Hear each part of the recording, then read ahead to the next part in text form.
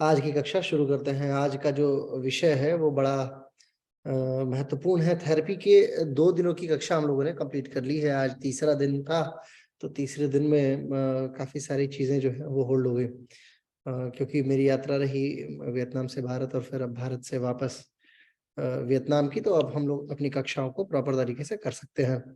आज थेरेपी में काफी सारी चीजें सीखने की है। पहली चीज तो ये,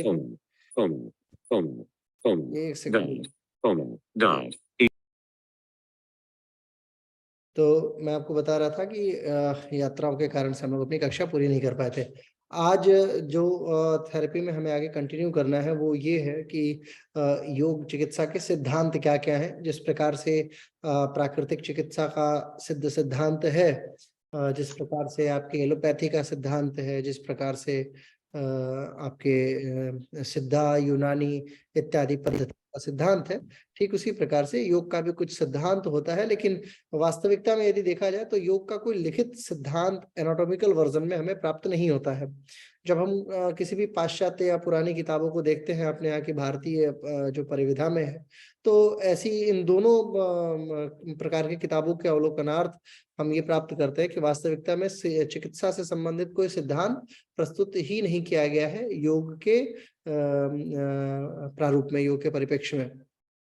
फिर बात यह आ जाती है कि अगर ऐसा है, योग से संबंधित कोई सिद्धांत प्रतिपादित ही नहीं हुआ है, तो फिर किस प्रकार से योग चिकित्सा के सिद्धांत को हम लोग पढ़ सकते हैं और ये चिकित्सा का सिद्धांत हमारे लिए किस प्रकार उपयोगी हो सकता है। तो इसको आज के जो नवीनीकृत वैज्ञानिक हुए हैं, नवीनीकृत विद्वान हुए हैं, उन लोगों ने अपने अनुभवों के आधार पर बहुत सारी चीजें बांटी है।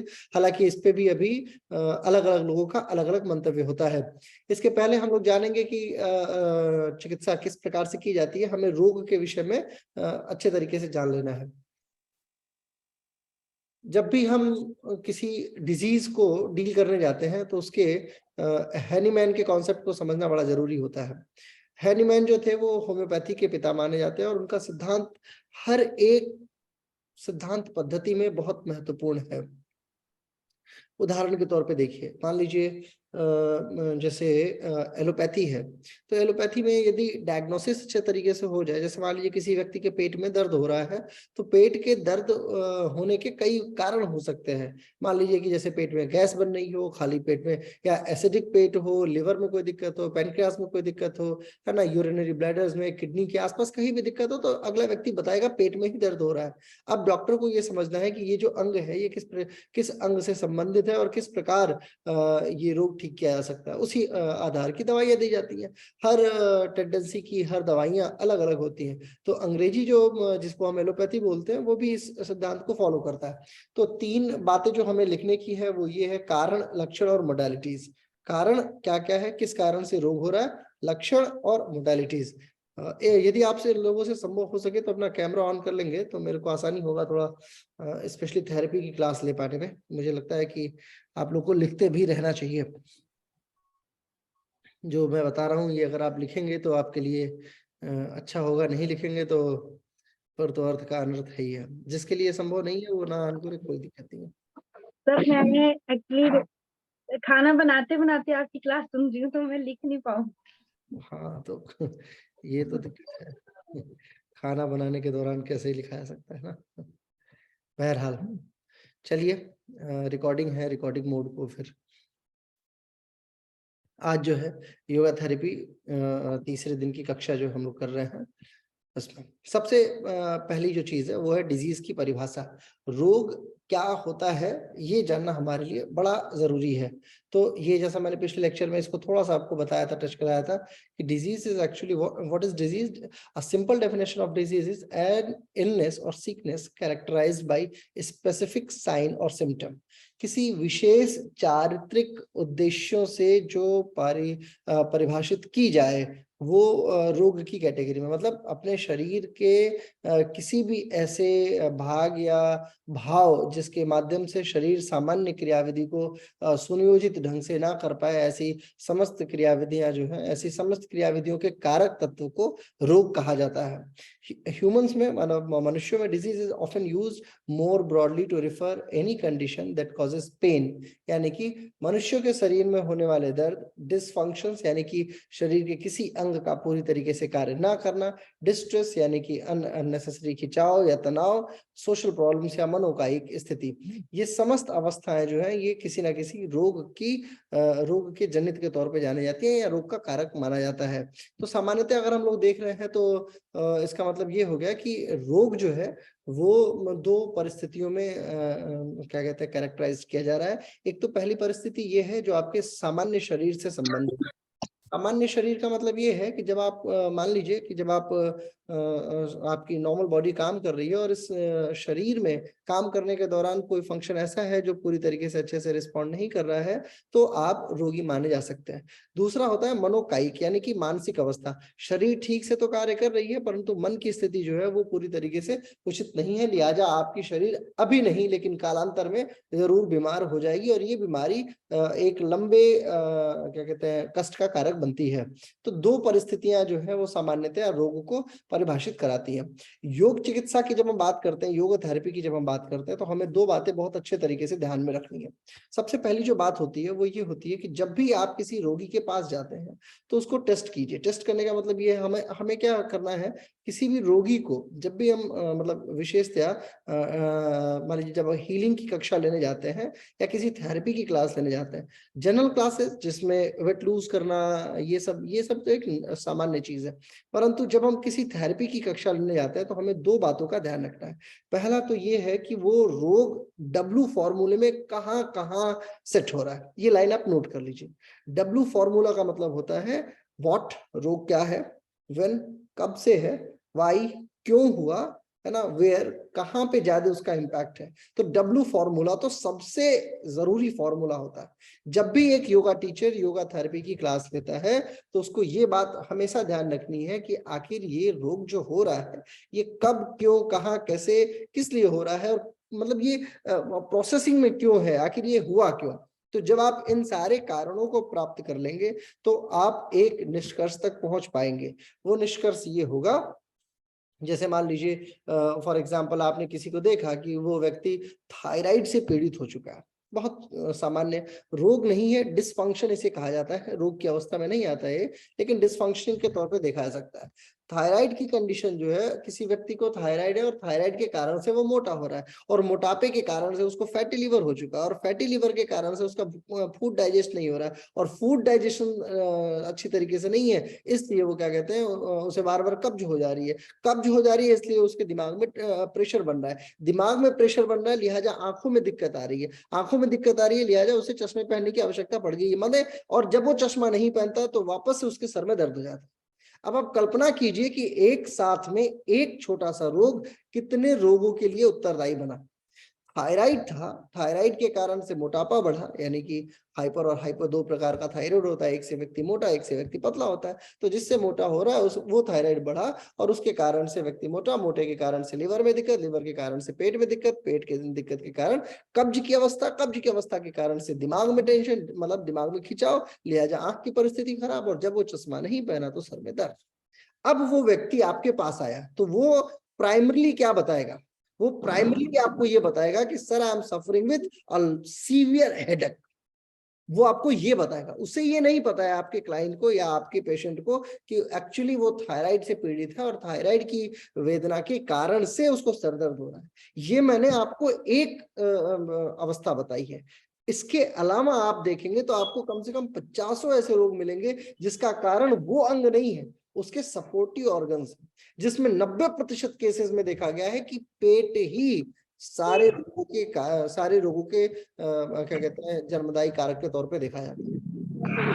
यदि आप योगा टीचर हैं तो आपका सबसे पहला कार्य क्या बनता है कि आप उस मूल कारण को देखने के लिए प्रयासरत रहेंगे जिस कारण से वो रोग हो रहा है।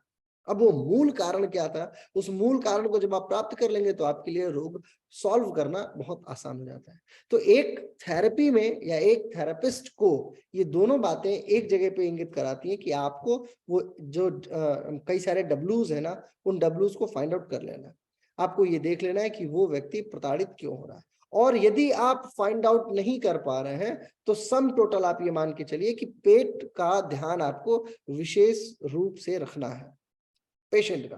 जो भी पेशेंट है, जिस पेशेंट को आप डील कर रहे हैं, यदि आप उसके कारण, रोग के कारण को नहीं प्राप्त कर पा रहे हैं, तो आपको पेट तो प्राइमरली लेके चलना है। यदि मान लीजिए किसी कारणवश आपके पास में सारे कारण पर्याप्त हैं और सारे कारणों को देखते हुए आप फिर भी फाइंड आउट नहीं कर पा रहे, तो भी आपको प्राइमरी तौर पे पेट को ही मानना है। तो रोग एक अवस्था को जन्म देता है, जिस अवस्था के कारण से शरीर जो है वो एक डिस्ट्रेस को फॉलो करती है, डिस्फंक्शन को फॉलो करती है और प्रताड़ित होती है, और उस वेदना के फलस्वरूप एक आउटकम आता है, जिस आउटकम को डील करने के लिए योगा टीचर्स योगा क्लास लेने जाते हैं।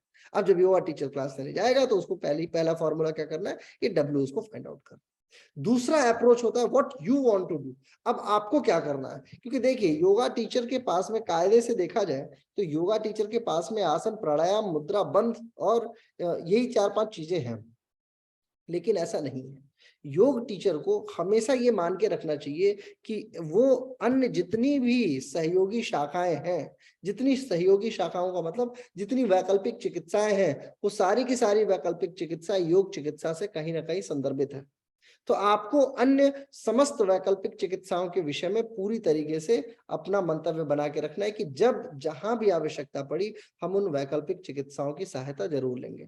अब वैकल्पिक चिकित्साओं की सहायता हेतु आपको कुछ चीजें अपने माइंड में रखनी है। जैसे सबसे जबरदस्त वैकल्पिक चिकित्सा मूल चिकित्सा के तौर पे जो स्थापित हो गई कालांतर में, जिसको हम लोग बोलते हैं आयुर्वेद।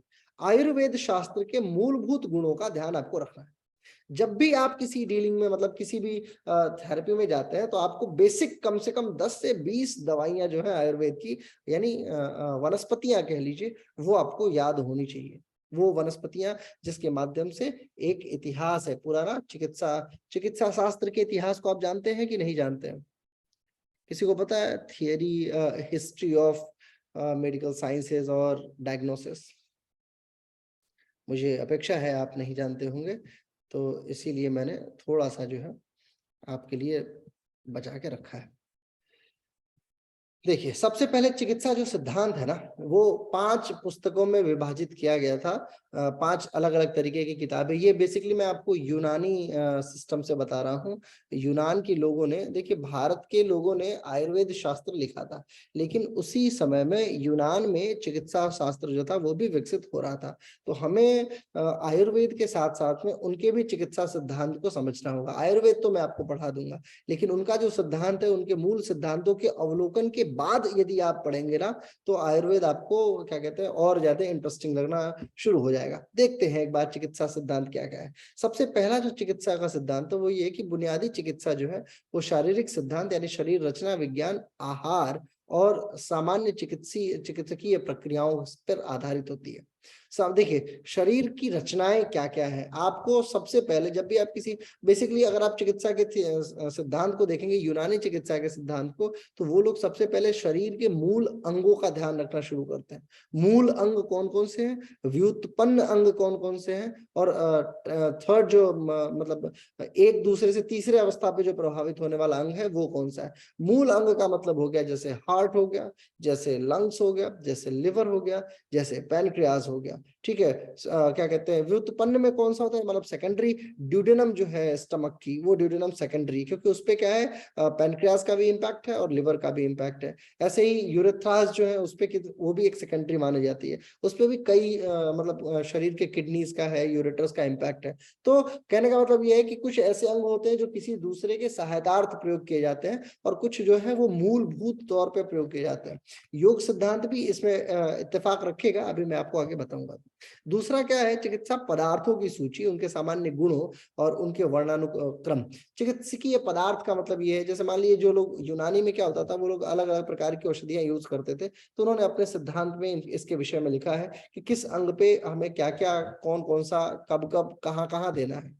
तो यही अगर हम लोग योग में अप्लाई करते हैं अगर उनके सिद्धांत की पद्धति को, तो ये है कि हमें सबसे पहले कि किन किन प्रकार के आसनों का प्रयोग करना है, किन किन प्रकार के प्राणायामों का प्रयोग करना है, कब करना है और किस अंग के लिए करना है, ये भी डेफिनेशंस में आ सकता है। इसके बाद तीसरे भाग में जो यूनानी लोगों ने लिखा था वो ये है कि शरीर के एक भाग के विशिष्ट रोगों के निदान और उपचार की बात है। निदान का मतलब आप समझते हैं डायग्नोसिस हो गया, और उपचार का मतलब हो गया उसको ठीक करने की व्यवस्था। तो आप देखिए किसी भी क्या कहते हैं चिकित्सा के सिद्धांत में निदान शब्द जो है ना, यानी जो डायग्नोसिस है, वो सबसे इंपॉर्टेंट रोल प्ले करने वाली है। आप ये बात अपने मस्तिष्क में बांध लीजिए कि यदि आप योगा थेरेपी की क्लास लेने जा रहे हैं और आपको डायग्नोसिस नहीं पता है, किसी भी रोग को डायग्नोस करने की व्यवस्था नहीं पता है, तो आप प्रताड़ित हो ही जाएंगे। तो ये आप मान के रखिए। तो डायग्नोसिस, किसी भी टीचर को अच्छा टीचर बनना है तो उसको अच्छी डायग्नोसिस आनी चाहिए, और अच्छी डायग्नोसिस के लिए आपको जितना समय यूज करना पड़े आप उतना समय यूज कीजिए। अच्छे समय के प्रयोग के अनुपात के आधार पर ही आप अच्छा निदान कर पाएंगे। इसीलिए कहा जाता है कि तुरंत त्वरित गति से अपने रिजल्टेंट पे मत पहुंच जाइए। समय लीजिए, 1 दिन, 2 दिन, 4 दिन, 10 दिन, 15 दिन समय लीजिए, लेकिन पूरी तरीके से उत्कृष्ट डायग्नोसिस निकालिए और फिर चिकित्सा के सिद्धांतों का प्रयोग करना शुरू कीजिए। ठीक है, यौगिक चिकित्सा का सिद्धांत जो है वो भी इसी पे निर्भर करेगा। अभी हम लोग थोड़ा सा इस पे आएंगे, लेकिन इसके पहले थोड़ा सा मैं आपको चिकित्सा के सिद्धांत दिखाता हूँ, चिकित्सा का इतिहास दिखाता हूँ। देखिए, चिकित्सा का जो इतिहास है ना, वो बेसिकली बेबीलोन, चाइना, मिस्र, भारत, ये 4-5 जगह पे बहुत ज्यादा देखा गया है। जो योग की जो चिकित्सा की यानी जो डायग्नोसिस की या जो थेरेपी की हिस्ट्री रही है, बेसिकली थेरेपी जो है, ऐसा नहीं है कि सिर्फ भारत में एक विशिष्ट प्रक्रिया को लेकर आया, ऐसा नहीं है। अन्य कई देशों में भी रही है और उन देशों के बेसिक बेसिक सिद्धांत को हम लोग देखेंगे। ठीक है, हिपोक्रेटिक एक काल हुआ है, जिस काल में क्या कहते हैं, बहुत सारी चिकित्सा पद्धतियां लिखी गई हैं, जो ग्रीस जो है ना, एथेंस जिसको बोलते थे, वहां पे लगभग 5वीं शताब्दी ईसा पूर्व यानी बीसी में हुआ था हिपोक्रेटिक व्यवस्था भी। उसको भी मैं आपको आगे आगे दिखाता हूँ। ठीक है, इसमें जो है रोजेरियस द प्रैक्टिस ऑफ सर्जरी में एक किताब आई है। रोजेरियस की एक किताब है, रोजेरियस एक राइटर थे, उनकी किताब है द प्रैक्टिस ऑफ सर्जरी में लिखी गई है कि कैसे कैसे ग्रीस के लोग जो है वो चिकित्सा पद्धतियों का सिद्धांत यूज करते थे और बेसिकली डायग्नोसिस में किस प्रकार के प्रयोग किया करते थे। इटली में 1220 ईस्वी के आसपास विश्वविद्यालयों में भी इस प्रकार के प्रशिक्षण की शुरुआत देखी गई है। ठीक है, उसके बाद पुनर्जागरण का भी काल रहा है। उस समय भी काफी सारी चीजें देखने को आई हैं, रेडियोग्राफी वगैरह जिस समय आ गई थी। पुनर्जागरण यानी कि जब ये फ्रांस वगैरह लोग का ये लोग जब अपने आप को उत्क्षेपित कर रहे थे, यानी कि स्थापित कर रहे थे विश्व में, उस समय भी इटली का पुनर्जागरण हो रहा था, है ना। तो रेनेसा जिसको बोलते हैं, उस काल के दौरान काफी सारी चिकित्सा पद्धतियां जो कि ग्रीस और एथेंस से प्राप्त की गई थी, वो उपयोग में लाई गई थी। इन सारी किताबों में एक चीज जो महत्वपूर्ण है, मैं आपको ये इतिहास इसलिए बता रहा हूँ क्योंकि पिछले जितने भी, अगर आप ऐतिहासिक दृष्टिकोण को देखेंगे, समस्त ऐतिहासिक दृष्टिकोण एक चीज पे डिपेंड करती है, वो है डायग्नोसिस पर।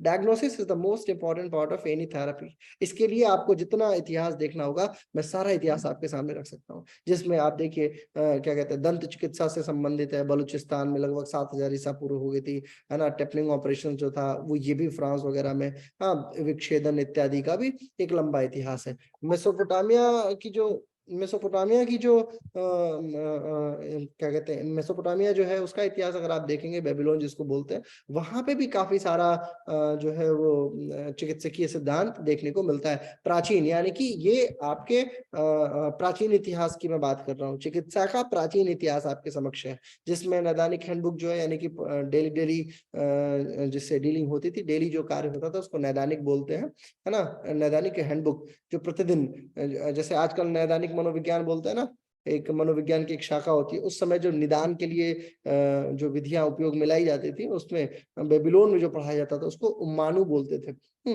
उम्मानु जो थे और बोरिसिपा, इन लोगों ने भी काफी सारी चीजें तर्क संगत विज्ञान के आधार पर रखी हैं। तर्क संगत का मतलब होता है हर एक बात बताने के बाद वो क्वेश्चन मार्क लगाते थे कि आखिर ये इसके द्वारा ऐसा हो क्यों रहा है, आखिर किसी भी रोग को ठीक करने के लिए हमारे पास में क्या क्या उपाय हैं। ठीक है, तो बेसिकली हमने बेबीलोन में देख लिया। इसी प्रकार से अगर आप अपने भारतीय इतिहास में देखेंगे तो इसमें आपके पास में पूरा अथर्ववेद जो है वो जादू टोने से भी चिकित्सकीय परिविधा किया करता था, यानी मंत्रों की शक्तियां देखने को मिलती हैं। इसके बाद आयुर्वेद शास्त्र देखने को मिलता है। आयुर्वेद में तो आपको पता ही है कि सुश्रुत का और क्या कहते हैं, चरक का कितना सारा इनपुट है। और आप ऋग्वेद को अगर उठा के देख लेंगे तो ऋग्वेद में तो पूरी तरीके से चीजें भरी पड़ी हैं, है ना। ना, ऋग्वेद में कोई किसी का सर काटता है, जैसे आप देखिए गणेश जी का ही देख लीजिए, कहानी के तौर पे देखने को आते हैं, तो कि वहां पे जो है वो अंग का प्रत्यारोपण यानी कि ऑपरेशनल व्यवस्थाएं जो है स्थापित की जाती है। महाभारत में एक जगह आता है कि भगवान इंद्र के अंडकोश में दिक्कत थी, तो वहां पे बकरे का अंडकोश लगा दिया गया था, है ना। और मतलब ऐसे कई सारी, दक्ष प्रजापति की आपने कहानी सुनी होगी, दक्ष प्रजापति जो थे उनको उनको बकरे का सर लगाया गया था। तो कहने का मतलब ये है कि हमारे आयुर्वेद शास्त्र में सुश्रुत संहिता, चरक संहिता इत्यादि जितनी ये किताबें हैं, इनमें बहुत हद तक राइनोप्लास्टी, मोतियाबिंद लिफोटोमी, पेरिनेल लिफोटोमी और बहुत सारी प्रकार की सर्जरीज का उपयोग देखने को मिलता है। आयुर्वेद जो है वो बेसिकली 8 शाखाओं में बटा हुआ है। अब इस पे एक मतलब चौथे दिन की कक्षा जो है थेरेपी की, जब मैं आपको थोड़ा आयुर्वेद से टच करूंगा तो मैं बताऊंगा। आयुर्वेद जो है बेसिकली 8 शाखाओं में ही विभाजित है। पहली एक काया चिकित्सा, जिसमें इंटरनल बॉडी की होती है चिकित्सकीय व्यवस्था स्थापित है। फिर शल्य चिकित्सा है, शाल्यिक चिकित्सा है यानी कि ईएनटी जिसको बोलते हैं, कौमार भृत्य बोलते हैं जो कि गायनोकोलॉजिकल प्रॉब्लम से संबंधित है, भूत विद्या यानी जो आत्मा से संबंधित है, अगड़ा तंत्र यानी कि जो जहर इत्यादि से संबंधित है, रसायन जो है रसायन शास्त्र यानी कि जो आपके अंदर केमिकल्स है उसका इलाज किस प्रकार से ठीक किया जाए, और फिर वाजीकरण यानी कि जो प्रजनन की क्षमता है उसको उससे संबंधित। तो ये कुल मिला के 8 प्रकार के हिस्सों में हमारा आयुर्वेद शास्त्र भी बंटता है। तो अगर आप इतिहास को देखेंगे, यदि आप चिकित्सा के इतिहास को, ऐसे मेरे पास चाइना का इतिहास पूरा रखा पड़ा है, वहां पे भी डायग्नोसिस शब्द पे बहुत इम्पैक्ट दिया गया था। चाइना में तो एक सिद्धांत ये प्रतिपादित था, आपको बताता हूँ, आप आश्चर्य खाएंगे कि चाइनीज जो महिलाएं थी वो पुरुषों से इलाज कराना प्रेफर नहीं करती थी। तो वो चाहती थी कि महिलाएं ही इलाज करें। उनके अनुसार चाइनीज जो फिलॉसफी है, चिकित्सा का जो सिद्धांत है, वो ये कहता है कि महिलाएं जो इलाज कर देती हैं, जिस प्रकार का इलाज महिलाएं करती हैं, वो पुरुषीय व्यवस्था क्रम के अनुरूप ठीक नहीं होता। यानी कि जो महिला इलाज करती है वो हमेशा पुरुषों के इलाज करने की क्षमता से ज्यादा उत्कृष्ट होता है। ये चाइनीज फिलॉसफी है। तो आज भी इस फिलॉसफी को पूरा विश्व मानता है। आपने देखा होगा जितनी आया है, जितनी जो प्रेगनेंसी में जो माताएं जो सहयोग करती हैं, उसमें पुरुष वर्ग जो होता है वो बाय डिफॉल्ट बहुत कम होता है। माताओं के द्वारा किया जाने वाला केयर, क्या कहते हैं, पुरुषों के द्वारा किए जाने वाले केयर की अपेक्षा ज्यादा उत्कृष्ट माना जाता है। इसलिए गायनोकोलॉजिकल प्रॉब्लम्स में 98% महिलाओं की उपस्थिति है, पुरुषीय उपस्थिति कम है। हालांकि वहीं अगर विच्छेदन या जैसे आप देखिए जो ट्रॉमा सेंटर्स होता है, ट्रॉमा सेंटर्स में महिलाएं नहीं स्थापित हो पाती, महिलाओं को कम देखा गया है ट्रॉमा सेंटर्स के इलाज में, क्योंकि वो कटा हुआ, बुरी तरीके से प्रताड़ित सर और इस तरीके की स्थिति को महिलाएं ठीक नहीं कर पाती। तो बेसिकली चाइनीज दर्शन ये मानता है, जब अंग्रेजों का अधिकार हुआ था चाइना में, तो उन लोगों ने हद तक कोशिश की थी कि महिलाएं ही वहां पे इलाज के तौर पे स्थापित हो। तो इसमें देखिए निजिंग सुएन जो थे, वो जो सबसे पहला इतिहास आता है निजिंग सुएन पे ही आता है। निजिंग काफी अच्छा नाम है ना। और चाइनीज इतिहास में तो आप ये मान लीजिए कि जिक्सी जो है टांगू राजवंश था, उन लोगों ने भी बहुत उपयोग किया है। और ये सारा का सारा सिद्धांत जो है वो डायग्नोसिस पे ही आधारित है। चीनी क्लासिक्स में एक शब्द आता है, देखिए देखिए ये जो शब्द है इसको सामान्यतः जब हम लोग चेंज करते हैं लैंग्वेज में तो बॉडी शब्द में आता है, लेकिन चाइनीज अर्थ मतलब मतावलंबियों के अनुसार, मेरे एक मित्र है, मैंने उनसे पूछा इसका क्या मतलब हुआ, तो उन्होंने कहा ये बेसिकली जैसे आपके लिए आत्मा, परमात्मा और क्या कहते हैं देवात्मा, भूतात्मा सब एक ही है, हमारे लिए ये शब्द एक ही है। ये इससे क्या होता है, शरीर, आत्मा, तंत्र, देव सब कुछ एक ही में आ जाते हैं। ये चिकित्सा के सिद्धांत का सर्वाधिक उत्कृष्ट शब्द माना जाता है। तो मतलब मैं आपको ये बताना चाह रहा हूं कि वो मानव जीव के अंदर उस व्यवस्था क्रम को स्थापित करना चाहते थे, जिस व्यवस्था क्रम के आधार पे व्यक्ति रोग को फाइंड आउट करता है। और उनका ये मानना था कि महिलाओं की जो ठीक करने की क्षमता होती है पुरुषों की ठीक करने की अपेक्षा ज्यादा अच्छी होती है।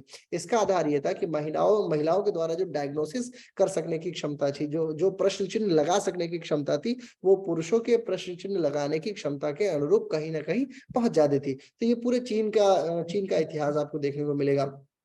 इसके अलावा एक्लिपियस का ये सिद्धांत है, ये सब आपको मैं चाहूंगा तो भेज दूंगा, आप एक बार देख लीजिएगा। बेसिकली ये चिकित्सा का इतिहास है। इस इतिहास के माध्यम से आप ये समझ पाएंगे, आप अपने आप को कनेक्ट कर पाएंगे कि किस पीढ़ी के पुरोधा आप बनने जा रहे हैं। जब आप थेरेपिस्ट बनते हैं तो थेरेपिस्ट बनने के लिए आपको अपने प्राचीन थेरेपी के विद्वानों को जानना होता है और उनके दृष्टिकोण को जानना होता है। आप ये बात क्लियर रखिए, जब भी आप किसी रास्ते पे, मान लीजिए आप जब अभी आपका जन्म हुआ है तो आप अपने पिता के पिता और अपने पिता के पिता के पिता, कम से कम 4-5 पीढ़ी का नाम तो आप जानते ही होंगे। यानी कि आपको ये पता होगा कि यदि आपने यादव वंश में जन्म लिया है तो यादव कुलभूषण कौन था, बहुत अच्छे से आपको पता है। यदि आपने ब्राह्मण कुल में जन्म लिया है तो आपको ये पता होगा कि आपके ब्राह्मण कुल वंश में कौन पुरोधा रहा है और कौन पूज्यनीय रहा है। इसी प्रकार जब आप चिकित्सकीय व्यवस्था क्रम में आगे बढ़ते हैं तो आपको चिकित्सा के इतिहास को समझना बड़ा जरूरी होता है। और आप हिप्पोक्रेट्स के इतिहास को देख लीजिए, चाइनीज इतिहास को देख लीजिए, आयुर्वेदिक के इतिहास को देख लीजिए, मिस्र के इतिहास को देखिए, बेबीलोन के इतिहास को देखिए, ग्रीस, एथेंस, जितने भी इतिहास को आप देखेंगे वो सारा का सारा जो है वो इन्हीं सिद्धांतों पे है। एक्सर्बेशन, रिलैक्स, रेजोल्यूशन, क्राइसिस, पैरोक्सिज्म, है ना, इन्हीं बातों पे आधारित है। यानी कि कुल मिला जुला के किस आधार पे किसी रोग को जस्टिफाई करना है, ये एक चिकित्सा और एक चिकित्सक का सबसे बड़ा गुणधर्म होता है। ठीक है, ये कुछ इतिहास है जो मैं आपको चाहूँ एक बार भेज दूंगा, आप लोग पढ़ लीजिएगा। इसी तरीके से बिजान्टीन है और ससानिद है, ये सब नाम आप सुने ही नहीं होंगे, क्योंकि मैं मतलब जो थेरेपी की 6 महीने वाली क्लास होती है आज उसकी पीपीटी से आपको पढ़ा रहा हूँ, इसलिए आपके लिए थोड़ा सा ये ज्यादा बड़ा हो जाएगा। ठीक है, भेज दूंगा मैं, आप इसको एक बार देख लीजिएगा कि क्या है। आइए वापस चलते हैं, थोड़ा योग में, योग चिकित्सा के सिद्धांत की तरफ चलते हैं। योग चिकित्सा का जो सिद्धांत है वो बेसिकली कुछ बातों को फॉलो करता है। इन बातों को आप लिख लीजिए। सबसे पहली जो चीज है, नंबर 1 चीज, वो है नब्ज निर्धारण। नब्ज का मतलब होता है नस, नस का मतलब नाड़ी। नाड़ी का जो सिद्धांत है वो योग के सिद्धांत का मूल तत्व है। अब आपको ये अगर नहीं पता है कि आपके शरीर में नाड़ियां कितनी है, यदि आपको इतना पता चल गया है कि 72,000 नाड़ियां हैं, है ना, और आप उन नाड़ियों में से 3 को ही जाने हैं, है? तो आप ये मान के चलिए कि आप चिकित्सकीय व्यवस्था क्रम में सेट नहीं बैठते। आपको कम से कम 10 नाड़ियों का ज्ञान तो होना ही चाहिए। 10 नाड़ियां आपका होमवर्क ही मैं आपको आज का ये देता हूं कि आप 10 नाड़ियों पे एक एक पन्ना, यानी कि टोटल 10 पन्ने का निबंध तो लिखिए। देखिए शरीर में कौन कौन सी महत्वपूर्ण नाड़ियां हैं। अगर आप ये मान लीजिए चिकित्सकीय व्यवस्था क्रम में 72,000 नाड़ियां, सुनने की बात हो जाएगी। ये जो हम लोग की पीढ़ी चल रही है ये सिर्फ सुनेगी कि 72,000 नाड़ियां होती हैं, लेकिन अगली जो पीढ़ी आएगी वो ये मानेगी कि मेरे पीछे वाले जो थे वो सब बेवकूफ थे, उन्होंने कहा सिर्फ 72,000 होती नहीं है ना। होती, क्योंकि होती तो वो लिखे होते, है ना, लिखे होते कम से कम एक तो जानता। अभी मैं 500 लोगों की भी कक्षा में अगर बैठ जाऊं और मैं पूछ दूं कि आप मेरे को 25 या 30 नाड़ियों के नाम बता दीजिए, तो वो नाड़ियों के नाम बता भी देंगे, तो नाड़ियों को पहचानने की क्षमता नहीं होगी उनके अंदर। आपको क्या करना है कि सबसे पहले नाड़ियों से संबंधित विज्ञान को पूरी तरीके से समझना है। नाड़ी विज्ञान जो है उसकी एक किताब है, आप मेरे टेलीग्राम चैनल पे जाएंगे तो आपको वहां दिख जाएगी। आपको मुद्रा समझनी होगी, मुद्रा समझेंगे तो आप नाड़ी समझ जाएंगे। मुद्राएं जो हैं वो सीधी तरीके से नाड़ियों पे इम्पैक्ट डालती हैं। इड़ा, पिंगला और सुषुम्ना तो काफी नॉर्मल नाड़ी है जो हमेशा देखने और सुनने को मिल जाती है, इसलिए क्योंकि हठ योग की जो परिभाषा है वो इड़ा और पिंगला पे ही आधारित है।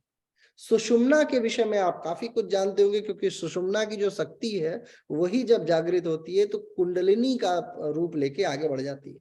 तो कुंडलिनी के विषय में अगर आपको जानना है तो इसलिए, मतलब कहने का मतलब ये है कि अगर आपको नाड़ी विज्ञान जानना है तो नाड़ी विज्ञान के साथ साथ में कुंडलिनी और इड़ा पिंगला पे भी थोड़ा रिसर्च चाहिए।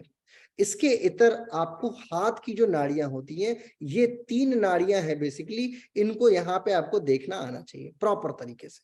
आंख बंद करके भी अगर आप ब्लड का प्रेशर, पहला काम आप ये देखिए, 4-5 दिन की कक्षा में मैं आपको नाड़ी विज्ञान तो नहीं सिखा सकता, लेकिन इतना जरूर बता सकता हूं कि आपको ब्लड प्रेशर चेक करना आना चाहिए। ब्लड प्रेशर चेक करने का सबसे बढ़िया तरीका ये है कि 4 उंगलियां लीजिए और हाथ लीजिए, और देखिए ये अगर मान लीजिए जैसे ये हाथ है तो आपको हाथ के उन नस के हिस्से में रखना है जिस हिस्से पे आपकी नब्ज जो है यानी कि जो ब्लड वेसल्स है वो दौड़ रही है।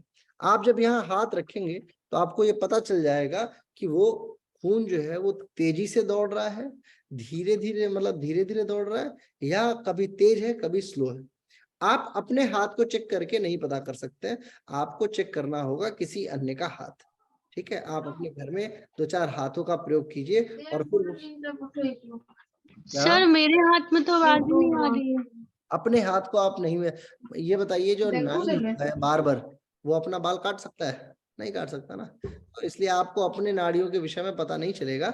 आप घर के किसी व्यक्ति का हाथ जब पकड़ के चेक करेंगे तो आपको पता चल जाएगा कि वो किस प्रकार की गतिविधि में है, तेज नाड़ी चल रही है या धीरे चल रही है। एक तो ये हो गया, यानी इसको दूसरा जो है, दूसरा सिस्टम है आपके श्वास से संबंधित। कई बार जो रोगी व्यक्ति होता है उसकी सांस अलग तरीके से चलनी शुरू हो जाती है, या अगर किसी को मान लीजिए परमानेंट कोई परेशानी है तो वो सबसे पहले प्रताड़ित होगा तो सांस से ही प्रताड़ित होगा। आपको उसके सांस के स्वर को देखना होगा। स्वर को समझने के लिए स्वर विज्ञान का अध्ययन जरूरी है, लिहाजा आप स्वर विज्ञान को भी रेफर कीजिए, ये भी टेलीग्राम के ग्रुप पे उपस्थित है। स्वर विज्ञान का मतलब ये होता है कि आपके किस स्वर में क्या कहते हैं प्राण का प्रवाह है और किस में नहीं। तो थेरेपी में यानी योग चिकित्सा के सिद्धांत का सबसे पहला पैटर्न मैंने आपको बताया, नब्ज निर्धारण। नब्ज निर्धारण में स्वर विज्ञान एक बात हो गई और नाड़ी संबंधित दोष एवं विकारों का अध्ययन एक बात हो गई। मैंने आपको रास्ता दिखा दिया, इस रास्ते को आप कंटिन्यू कर लीजिएगा। ठीक है, आगे चलते हैं, फिर दूसरे सिद्धांत की तरफ बात करते हैं। योग चिकित्सा का दूसरा सिद्धांत क्या है, ये बात समझिए, ये बिल्कुल क्रक्स है। इन बातों को देख के आप बड़े अच्छे चिकित्सक बन सकते हैं। अब जो दूसरी बात आती है वो है रक्त अवयव का निर्धारण। रक्त अवयव क्या है, यानी कि जो ब्लड स्ट्रीम होती है, ब्लड स्ट्रीम में ऐसी बहुत सारी चीजें होती हैं जिसको आप समझ ही नहीं पाते हैं। ठीक है, जैसे SGOT, SGPT फॉर एग्जाम्पल, है ना। SGOT आपने मान लीजिए आप किसी क्लाइंट को जब डील करने जाते हैं, उसके परेशानी को ठीक करने जाते हैं, तो सबसे पहली जो सहायता आपको मिलती है वो होती है किससे, होती है ब्लड रिपोर्ट्स के आधार पर। ब्लड रिपोर्ट्स जो है वो आपका सबसे प्राइमरी टास्क है कि आप उस क्लाइंट के ब्लड रिपोर्ट की एनालिसिस करें और कम से कम 4-5 पन्ने की रिपोर्ट खुद से तैयार करना सीख जाएं। रिपोर्ट कैसे तैयार की जाती है ये एक अलग विषय है, मैं आपको कभी भविष्य में सिखाऊंगा, अभी नहीं। मैं आपको भी बता रहा हूं सिर्फ कि रक्त अवयव का निर्धारण बड़ा जरूरी है। क्या क्या होता है रक्त अवयव का निर्धारण?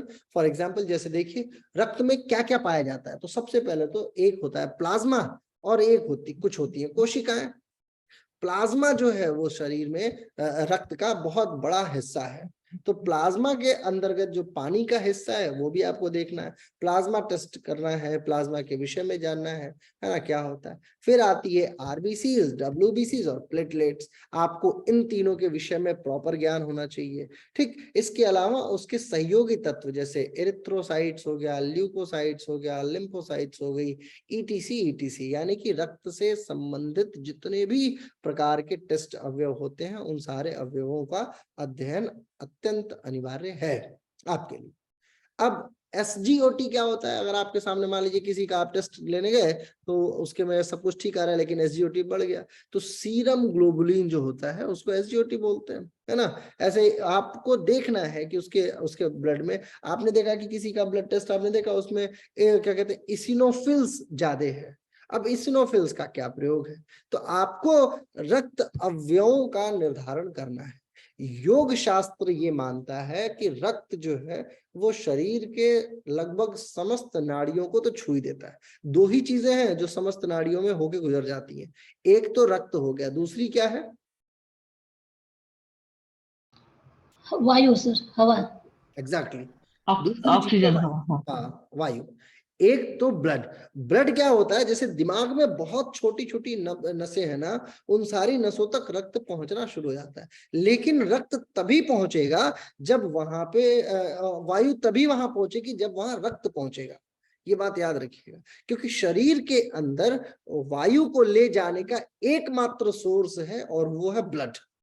और ब्लड के अंदर भी हीमोग्लोबिन, और हीमोग्लोबिन के अंदर भी ग्लोबिन प्रोटीन। अगर ग्लोबिन प्रोटीन नहीं रहा तो आपके शरीर में वायु का निर्धारण बड़ा कमजोर हो जाएगा, चाहे आप कितना भी प्राणायाम कर लीजिए, ये याद रखिए। और प्राणायाम की बात क्या है, प्राणायाम चाहे इस नाक से लीजिए चाहे इस नाक से लीजिए, जाएगा कहां पे, ट्रैकिया में, श्वास नली में, और जाएगा वो फेफड़ों में बराबर। चाहे आप इधर से लेते रहो तो ऐसा थोड़ी कि इधर से ले रहे हो तो सिर्फ इस वाले फेफड़े में जा रहा है, या इधर से ले रहे हो तो सिर्फ इस वाले फेफड़े में जा रहा है, या इस शरीर में, वो जाएगा दोनों में। तो चाहे आप इधर से लेके इधर से छोड़ो, इधर से लेके इधर से छोड़ो, ये यहीं पे एक हो जाती है सब। इतनी सी दूरी के लिए हम लोग प्राणायाम कर रहे हैं, है कि नहीं? और फिर वो चंद्र वेदन और सूर्य लेकिन वेदन करते हैं। लेकिन सर हाँ बोलिए। आपने बोला कि एक ही जगह जाता है, तो ये भी तो कह सकते हैं फिर प्राणायाम करते ही क्यों है? और ये प्रश्न यही तो मैं चाह रहा हूँ कि पूछो, लेकिन मेरे से मत पूछो अपने एमए वाले टीचर से पूछना। सर लेकिन जो ओपन यूनिवर्सिटी से कर रहा है उसके तो कोई टीचर ही नहीं है ना, तो हम आपसे नहीं पूछेंगे तो किससे वो भी पूछेंगे? कीजिए, अभी अभी अच्छे अच्छे वक्ता आएंगे ना, इसीलिए तो मैं बुलाता हूँ, ताकि इन वक्ताओं को थोड़ा सा आप लोग प्रताड़ित कीजिए, पूछिए। हाँ?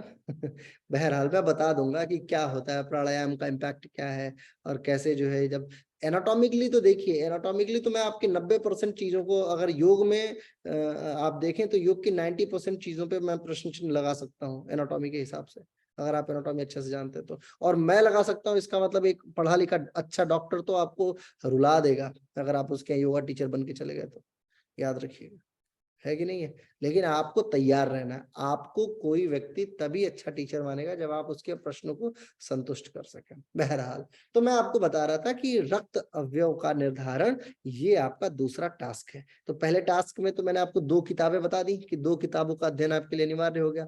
तीसरे टास्क में मैंने आपको बता दिया कि ब्लड साइंस जो है वो पूरी तरीके से आपको रट्टाफिकेशन माध्यम से भी याद हो तो रट्टा मार लो उसको, अगर रट्टा मार सको। एक एक चीज की यूनिट आपको याद होनी चाहिए कि अगर क्या कहते हैं प्लेटलेट्स है तो कितनी होनी चाहिए, है ना, कब कौन सी उम्र में कितनी होनी चाहिए, किस उम्र में कम होगी, किस उम्र में ज्यादा होगी, इत्यादि इत्यादि बातें। ठीक है, इसके अलावा चलते हैं, दूसरा सिद्धांत हो गया। तीसरा सिद्धांत जो है, रोग के विषय को शरीर के अन्य विषयों से संयोजित करके समझना, ये तीसरा सिद्धांत है। रोग जो है, जैसा मैंने आपको पहले ही बता दिया, एक रोग हो रहा है तो उसका अन्य कारण क्या हो सकता है। जैसे मान लीजिए एक व्यक्ति को कोई रोग बताओ आप, कोई डिजीज का नाम लो। लीवर में फैटी लिवर। हाँ, लीवर में फैटी लिवर नहीं, लीवर का फैटी लिवर, ठीक है, फैटी लिवर, ठीक है, चलिए मान लिया फैटी लिवर है। अब एक अगर किसी का फैटी लिवर हो रहा है तो उसके फैटी लिवर के कारणों पे आप फोकस कीजिए। पहला कारण आपको ये देखिएगा कि ये व्यक्ति गंदा तेल खूब खाता होगा। दूसरा ये दिखता होगा कि ये बाहर का खूब खाता होगा। तीसरा ये दिखता होगा अनियमित भोजन करता होगा। चौथा ये कि हो सकता है ये अल्कोहल ले लेता हो। पांचवा ये कि हो सकता है ये व्यक्ति दवाइयां ज्यादा खाता हो। छठवा ये कि इसके पेट में पाचन नहीं हो रहा है, लिहाजा लिवर को ज्यादा कार्य करना हो। ऐसे अगर आप कारण देखते हुए जाएंगे तो 10 कारण आपको मिल जाएगा। और ये कोलेस्ट्रॉल के भी रहता है ना लक्षण, तो हाँ? आप बोले ये कोलेस्ट्रॉल के भी लक्षण रहता है ना, ये सब आप बोले अभी। हाँ, मैं मतलब एक बात बता रहा हूँ आपको कि अगर आप किसी रोग को देखने जाएंगे तो वो रोग वास्तविकता में रोग नहीं है, वो किसी और के किए हुए कार्यों को खुद पे भुगत रहा है। आपके जीभ को चाहिए थी, क्या कहते हैं, पसीने वाले गोलगप्पे की आवश्यकता थी, है ना। अब वो बेचारा जीभ को चाहिए तो जीभ तो ले गया, लेकिन अब उसको भुगतेगा कौन? पेट और लिवर। तो पेट तो अपना पल्ला झाड़ लेता है कि मैं तो कुछ होने जी, मैं तो बस तोड़ के भगा दूंगा, आगे आप देख लो। इंटेस्टाइन बोलेगा नहीं नहीं नहीं, मैं एक्सेप्ट नहीं करता हूँ। अंततः लिवर और पैनक्रियाज को परेशान होना। भाई जो कार्यकारी अंग है, पेट क्या है, एक पाइपलाइन ही तो है। ऊपर से पाइप यहाँ पे आ रही है, नीचे आके थोड़ी लंबी चौड़ी पाइप है, फिर इंटेस्टाइन में वो गोल गोल पाइप है, और नीचे कोलन होते हुए निकल जाती है। तो पाइपलाइन तो क्लियर रखना चाहती है खुद को। जो वर्किंग, जिसको प्राइमरी ऑर्गन बोलते हैं ना, वो परेशान हो जाता है। तो आपको योग चिकित्सा सिद्धांत के अनुसार उन सारे कारणों का अवलोकन करना है जिन कारणों के फलस्वरूप ये व्यक्ति ये पर्टिकुलर रोग हो रहा है। ठीक है, इसके बाद चलते हैं चौथे सिद्धांत की तरफ, काल निर्धारण। काल निर्धारण जो है ये ऐसा शब्द है जो मेरे अनुभव के आधार पे मैं आपके समक्ष रख रहा हूँ। किसी भी रोग को ना इंस्टेंट मत मान लीजिए कि ये आज ही का रोग है और मैं इसको कल ही ठीक कर दूंगा, परसों मेरे को पद्म विभूषण मिल जाएगा योग चिकित्सा का। ऐसा नहीं है, आपको काल निर्धारण करना है। ये देखना है कि ये डिजीज कब से शुरू हुई थी और कब तक चलेगी, या कब क्या इसका काल था। जैसे कुछ लोग मोटे बचपन से होते हैं और जब वो 25, 30, 35 या 40 साल के हो जाते हैं तो उनको लगता है नहीं मुझे पतला होना है, और उस पतले होने के लिए वो क्या करते हैं, पहले करते हैं जिम। जिम से नहीं होता तो फिर उनको लगता है योगा टीचर को बुला लेते हैं, और योगा टीचर में उन्होंने बुला लिया स्वरूपा साहू जी को कि स्वरूपा जी योगा करा दीजिए। अब स्वरूपा जी योगा कराने गई, उनको तो लगा कि नया क्लाइंट है, अभी मैं वेट लूज में एक्सपर्ट हुई हूँ, अभी देखिए 15 दिनों के अंदर उन्होंने ये गई स्वरूपा जी और जाके इन्होंने प्रॉमिस कर दिया कि देखो जी मैं 10,000 रुपए लूंगी और आपका 15 दिन में 2 किलो वजन घटाने का मेरा रिकॉर्ड है, अभी देखो आपका 3 किलो घटा दूंगी मैं। और ये लग गई। अब वो 15 किलो में 15 दिनों में घटा नहीं, 15 छोड़ो 45 दिनों में नहीं घटा, 3 महीने में नहीं घटा, तो वो इनके गूगल पे रिव्यू डालेगा कि निहायती झूठी महिला है ना, और ये झूठी बोलती है, पैसा ले लिया और वजन नहीं घटा पाई। क्यों नहीं घटा पाई? क्योंकि स्वरूपा जी को लगा कि पिछला केस जैसा था वैसा ही ये केस होगा। गलती ये हो गई कि ये काल निर्धारण के सिद्धांत को ध्यान से नहीं पढ़ी थी योगा थेरेपी की क्लास में। अगर योगा थेरेपी की क्लास में काल निर्धारण को ये जान जाती तो उस व्यक्ति से पूछती कि तुम बता पहले तुम्हारा नाम क्या है, कितने किलो के थे जब पैदा हुए थे, तो क्या वजन था तुम्हारा, पैदा होने से लेके और अभी तक का वजन अगर आपने जस्टिफाई कर दिया फिर बताइए। जितना पुराना व्यक्ति उतने महीना तो बता ही दो। अगर मान लो बोले 20 साल का हूं मैं, तो बोलो 20 महीना तो लगेगा तुम्हारे वजन को घटाने, इतना मान के चलो। आप अगर 1 महीने में काम कर सकते हैं तो उसको बोलिए 2 महीने में, क्योंकि 2 महीने में बोलेंगे तो संतुष्ट रहेगा व्यक्ति कि चलो 2 महीने की बात है। अगर आपने उसको बोल दिया कि 1 महीने में आप घटा सकते हैं, आपने बोल दिया 10 दिन में, तो वो 5वें दिन से परेशान हो जाएगा कि बस 10वां दिन आने वाला है तो मेरा वजन खत्म ही है। ठीक है, तो आपको काल निर्धारण आना चाहिए। ये सिर्फ वजन घटाने में नहीं है, बाकी अन्य सारे रोगों में भी है। आपको ये भी देखना है कि किन किन रोगों में क्या क्या समय लगा है, ये व्यक्ति हुआ कब से है इस परिस्थिति में। और ये बात जान लीजिए कि आप योगा टीचर हैं, आप जो है क्या कहते हैं, सर्जन नहीं है। आपको कुछ रोगों में तो बिल्कुल डे 1 बुलाया जाता है, लेकिन अधिकाधिक रोगों में बिल्कुल अंतिम कड़ी आप ही होते हैं, इसके बाद कोई ऑप्शन नहीं होता। तो किसी के लिए तो आप बिल्कुल पहली कड़ी हैं और किसी के लिए अंतिम कड़ी है। तो जिसकी अंतिम कड़ी है ना, उसके लिए उसको अंतिम बना के रखिए, बोलिए कि जब मुझे लास्ट में बुलाया है तो थोड़ा सब्र रखिए। काल निर्धारण योग चिकित्सा का सर्वाधिक महत्वपूर्ण अंग है, और आपको ये हमेशा याद रखना चाहिए किस रोग में कितना समय हुआ है और ये कितने समय के बाद रोग जो है वो ठीक हो जाए है और कितने समय बाद रोग नहीं ठीक हो सकता है। जैसे कैंसर का भी एक काल है, काल का मतलब स्टेज जिसको बोलते हैं अंग्रेजी में। फर्स्ट स्टेज है तो क्यूरेबल है, सेकंड स्टेज है तो लिटिल बिट क्यूरेबल है, थर्ड और फोर्थ में तो फिर सीधा मौत ही क्यूर करती है ना। तो इनकी मतलब ये स्टेज क्या हो गया, स्टेज का मतलब हो गया काल निर्धारण। तो ये हो गई आपकी तीसरी बात। ठीक है, चौथी बात, सॉरी, पांचवी बात है योग के तत्वों का प्रयोग। अब योग के कौन कौन से तत्व है भाई? योग के तत्व है आसन, प्राणायाम, मुद्रा, बंध, है ना, प्राण ऊर्जा इत्यादि इत्यादि। जब आप योग तत्व का निर्धारण करते हैं तो आप चयन कीजिए कि ये ही कराना है, इसके अलावा मुझे कुछ भी नहीं कराना है। ये बात अपने जेहन में इधर से भर लीजिए, इधर से भर लीजिए। लोग क्या करते हैं कि गए वेट लूज की क्लास कराने, वजन घटाने की क्लास कराने, और शुरू किया तो एक दिन तो मान लीजिए, जैसे बोलते हैं ना लोग, आप जाएंगे, जब मैं गांव वगैरह में जाता हूं तो लोग मेरे से पूछते हैं यार है ना मेरा पेट बढ़ गया है, बताओ कौन सा आसन करें। अब मैं उसको क्या बताऊं, उसको मैं बोलूं नौकासन करो, तो वो डेली नौकासन कितने करेगा, 2 मिनट या 3 मिनट करेगा। 1 महीने बाद बोलेगा यार वो घटा तो नहीं। अब मैं उसको कैसे बताऊं कि पेट घटाने के लिए 1 घंटे में 20 प्रकार के आसन कराता हूँ, 6 महीने में 2000 प्रकार के आसन करा देता हूं मैं उस व्यक्ति को, तो उसका पेट घटता है। उस व्यक्ति को 1 मिनट में कैसे बताऊं? जैसे मान लीजिए कोई आपसे बोले कि यार मेरे को सर्दी हो रही है, मेरे को कोई इलाज बताओ, तो आप बोलेंगे एमॉक्सिसिलिन खा लो, है कि नहीं, ठीक हो जाओगे। या कोई आपको बोले कि लिवर ठीक नहीं है, तो आप बोलेंगे Li52 ले लो, ठीक हो जाओगे। लोग योग को ऐसे ही देखते हैं। लोग क्या पूछेंगे आपसे? पूछेंगे कि ये बताओ ये रोग है और इसका इलाज क्या है, कैसे इसको ठीक किया जाए, या मेरा पेट निकल गया, इसको ठीक करने का इलाज बताओ। हाँ, तो आप क्या बताएंगे? 1 या 2 आसन, ऐसा तो होगा नहीं। तो आपको चयन करना है। योग की जब कक्षा लेते हैं तो आप ये निर्धारित कीजिए कि किन किन आसनों का प्रयोग ही आप करने वाले हैं। उसके इतर कोई चौथा पांचवा आसन आप नया नया रोज इंट्रोड्यूस मत कीजिए, बेशक वो क्लाइंट बोर हो चाहे ना बोर। समझ रहे हैं आप? जैसे सर्वांग आसन, सर्वांग पुष्टि आसन, कर्ण पीड़ासन और हल आसन जो है वो पेट के घटाने के क्रम का बहुत बेहतरीन आसन है। अभी वियतनाम में पिछले 1 महीने, मतलब अभी जब मैं इंडिया गया तो उसके 1 महीने पहले एक हम लोगों ने विशेष कक्षा लॉन्च की थी। उस कक्षा का प्रयोजन ये था कि हम 4-4 इंच सबका पेट 3 से 4 इंच घटा देंगे।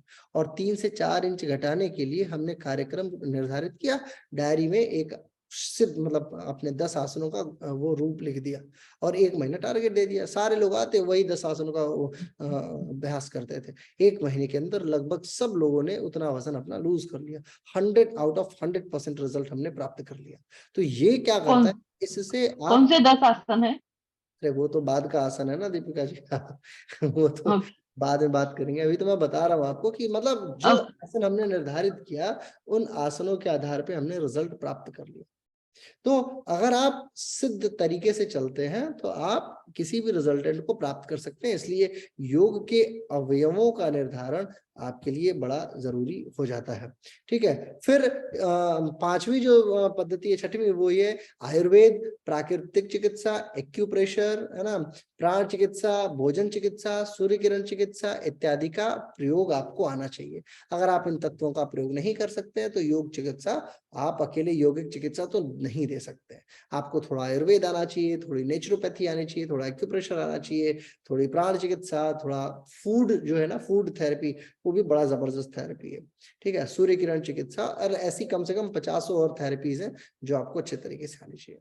फिर आसन प्राणायाम का चयन, मुद्रा बंधों का चयन और परहेज का जो सिद्धांत है, क्या चीजें करनी है और क्या नहीं करनी है, ये भी बड़ा इन्हीं आधार पे आप योग की चिकित्सा को आगे बढ़ा सकते हैं।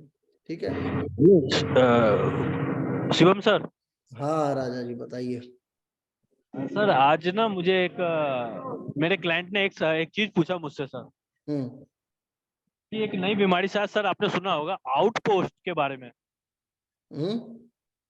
आउटपोस्ट के बारे में एक बीमारी के बारे में मेरे क्लाइंट ने मुझसे डिस्कस करी। उन्होंने बताया कि मतलब 7 साल का लड़का है, ना ठीक से बात कर सकता है किसी से, ना ठीक से व्यवहार करता है, ठीक से चलना उलना कुछ नहीं है। तो इसके लिए क्या कुछ इलाज बताइए सर। अभी इलाज के विषय में तुम लोग बात कर नहीं रहे हैं, चिकित्सा के सिद्धांत पढ़ रहे हैं ना। तो ये सर आउटपोस्ट है क्या, मैं ये जानना चाह रहा था सर। नहीं तो वो ठीक है, मैंने अभी तो ये तो कहा नहीं कि अब आप लोग सवाल पूछिए, अब मैं उत्तर देने के लिए तैयार हूँ। अभी तो हम लोग चिकित्सा के सिद्धांत को पढ़ रहे थे, तुम बीच में आके पूछोगे हैं अभी रुको, तुम्हें उत्तर दिया जाएगा। ठीक है, आउटपोस्ट के बारे में, जीनोम आउटपोस्ट और सारी थियरीज जो है बताऊंगा मैं, अभी थोड़ा सा सब्र रखिए। हाँ, अभी बहुत सारा ये बाकी है। पहले एक बार में चिकित्सा थियरी देखिए, मैंने आपको बोल रखा है सभी लोगों को 5वां 6वां दिन जो है वो आपके सवाल के लिए रहेगा। आप बिल्कुल तनाव मुक्त रहिए, सारे प्रश्नों का उत्तर मैं आपको दे दूंगा। तो बहरहाल योग आसनों के निर्धारण की मैं बात कर रहा था कि जब आप योग आसन, जो अभी दीपिका जी पूछ रही थी कि वो कौन से आसन थे, तो आपको आसनों को भी सेग्रीगेट करना है कि प्रथम श्रेणी का कौन सा आसन होगा। जैसे कक्षा ले रही है तो प्राइमरली मान लीजिए जैसे कि मंडूक आसन को बोला जाता है कि पैनक्रियाज के लिए बहुत बेटर है, तो पैनक्रियाज के लिए अगर आपने मंडूक आसन का चयन कर लिया है तो मंडूक आसन जो है वो आपका प्राइमरी आसन हो गया। लेकिन सेकेंडरी और थर्ड आसन की भी श्रेणियां हैं, उन आसनों की श्रेणियों को भी आपको देखना होगा और जस्टिफाई करना होगा। ठीक है, शक्ति संवर्धन का भी कुछ आसन है, अंग पुष्टि के भी कुछ आसन होते हैं, रोग संयोजन का भी कुछ आसन होता है, रोग व्युत्पत्ति का भी आसन होता है। इन सारे आसनों को आपको समझना होगा। प्रथम श्रेणी का आसन, यदि मान लीजिए किसी का पैनक्रियास खराब है तो उसके लिए प्रथम श्रेणी के आसन के तौर पे क्या कहते हैं, मंडूकासन हो गया। शक्ति संवर्धन यानी कि उस मंडूकासन को कर सके उसके लिए शक्ति संवर्धन कौन सा होगा, वज्रासन होगा। और वज्रासन को अगर कोई सपोर्ट दे सकता है तो अंग पुष्टि दे सकती है, यानी कि जो अंग को यूटिलाइज कर रहे हैं आप, यानी कि पैर को यूटिलाइज करने वाले हैं, तो वो उसके लिए आपको अंग पुष्टि से संबंधित, जैसे मान लीजिए एक व्यक्ति पैरालाइज्ड है और उसको क्या कहते हैं ये मधुमेह हो गया, शुगर डायबिटीज हो गई, तो वो कैसे वज्रासन कर पाएगा, तो उसके लिए अंग पुष्टि का आसन जरूरी है, फिर शक्ति संवर्धन, फिर प्रथम श्रेणी का आसन आएगा। ऐसा नहीं है कि कभी भी हम क्या करते हैं, ये योगा टीचरों से बहुत बड़ी गलती होती है कि वो किसी भी समय उस आसन का प्रयोग कर लेते हैं और फिर बोलते हैं कि मैं तो मंडूकासन कराते रह गया जी, वो ठीक ही नहीं हुआ, क्योंकि वो प्रथम श्रेणी का आसन है उस रोग के लिए। तो आपको श्रेणियां भी निर्धारित करनी है कि जब आप एक श्रेणी कराने जा रहे हैं तो दूसरी और तीसरी श्रेणी भी जस्टिफाई कर लीजिए। दूसरी और तीसरी श्रेणी जब आप करा लेंगे तब जाके कहीं वो व्यक्ति उस रोग से मुक्त हो पाएगा। यानी कि दूसरी श्रेणी और तीसरी श्रेणी जो है वो भी आपको याद होनी चाहिए कि कब उस आसन को इंट्रोड्यूस करना है। जैसे मान लीजिए एक छोटा सा बच्चा है, वो ये बोल दे कि मेरे को कार चलाना सिखा दो, तो ऐसा तो होता नहीं है। उसको कार चलाना तो सिखाते नहीं हम लोग, उसको पहले साइकिल देते हैं, वो साइकिल जो है कैंची चलाना सीखता है, फिर गद्दी चलाना सीखता है, फिर मोटरसाइकिल स्कूटर में बैठता है, मोटरसाइकिल सीखता है, फिर कार तक पहुंचता है ना।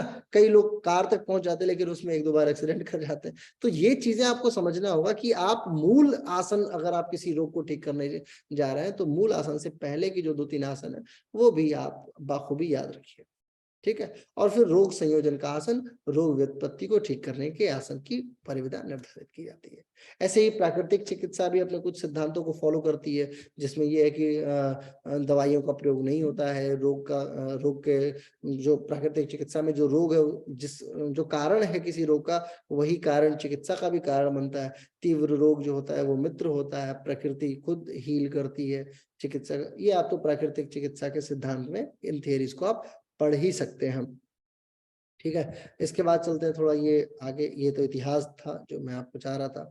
कुछ रोगों के प्रकार की मैं बात कर रहा था कि किस किस प्रकार का रोग होता है और इनको कैसे डील किया जा सकता है। तो ये हमारे अगले वाले लेक्चर में मैं आपको बताऊंगा, यानी कि डे 4 के लेक्चर में, कि रोग का कितना प्रकार होता है। और राजा, जो तुम्हारा प्रश्न था ना, वो इसी में आ जाएगा, रोग के कितने प्रकार हैं, और जितने भी प्रकार हैं वो उन सारे प्रकारों में आपका जो रोग बता रहे हैं वो किस किस श्रेणी में आएगा, आप खुद ही समझ जाएंगे।